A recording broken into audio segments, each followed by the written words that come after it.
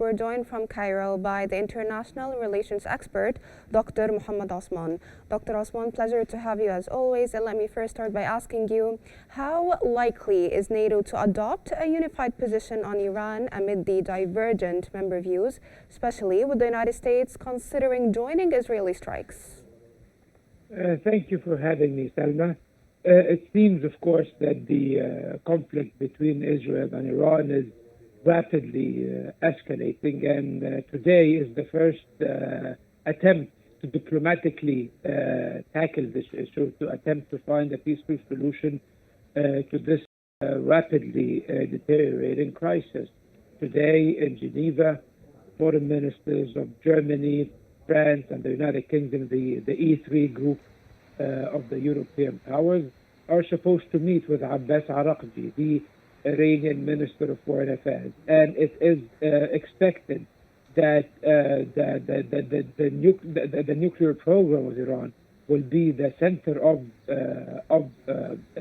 discussions and negotiations, as well as Iran's relations and funding of its regional proxies, and both issues seem to be the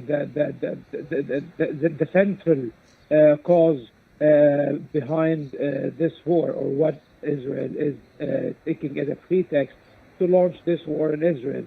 Even though the convening of the negotiations in Geneva is a positive sign, yet we are far from any plausible framework or workable framework for the return to negotiations, and it is inconceivable that these negotiations will continue amid continued Israeli airstrikes and aggression against Iran. And this is the stance, the seemingly immovable stance of the Iranians. They refuse to negotiate with the United States under fire. And it's very notable today that Abbas Araqji said that he will not, that Iran will not officially communicate with the United States at the moment, and that this stance will not change, and that they will not even consider negotiating with the United States directly or indirectly until the Israeli war in Iran stops. So we will have to wait and see what happens today in Geneva, and who knows, maybe we will witness a breakthrough.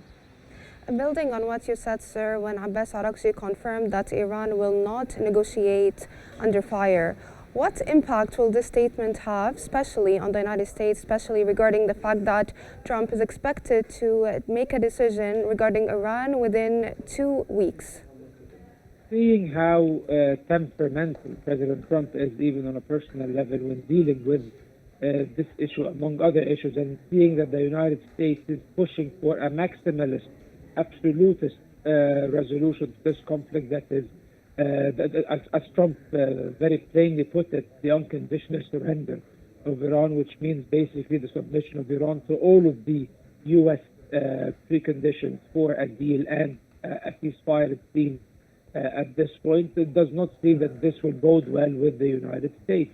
The United States will most likely reject Iran's stance and will keep encouraging Israel to escalate its acts of aggression against Iran, and maybe even the United States will consider intervening directly in the war in the coming days. We are seeing the United States deploying massive military assets in the region, 3 aircraft carriers, strategic bombers heading to the Diego Garcia base in the Indian Ocean. And it seems also that not only the United States is doing this, the United Kingdom is sending one of its 2 aircraft carriers, the HMS Prince of Wales, to the Middle East, most probably to intervene on the side of the United States if the U.S. decides to intervene on the side of Israel. And Iran, on the other hand, is betting on its ability to pressure Israel, as I see now on your screen. There is another huge missile barrage was launched by the Iranians against the Israelis, around 30 missiles, 3 of them impacted so far, one of them hitting an area adjacent to the port of Haifa. So it seems that both of them are attempting to impose their will and their conditions of negotiations by fire.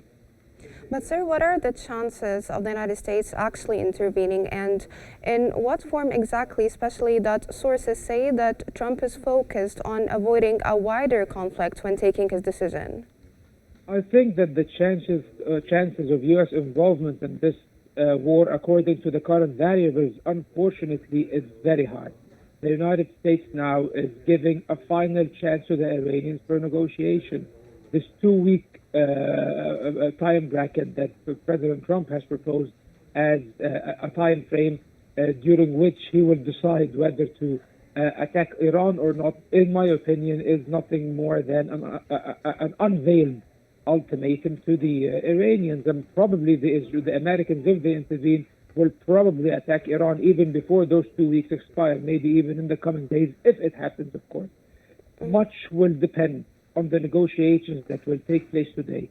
If actually the Iranian rhetoric behind closed doors is different than the Iranian rhetoric that they use for public consumption, there might be something, because the United States and Trump is not interested in getting dragged into another war in the Middle East. However, he is adamant that he will end Iran's nuclear ambition, and he is taking his entire presidency now on this. He is going against his own public opinion. He is going against even his own MAGA base in order to take out the Iranian nuclear program and secure Israel's hegemony over the region. And maybe even the U.S. intervention, if it happens, will only be the targeting of the Fordo nuclear facility and other nuclear facilities. Maybe it will not be a massive intervention, as some people might imagine, that seeks to topple the regime, because the United States is not interested in regime change in Iran.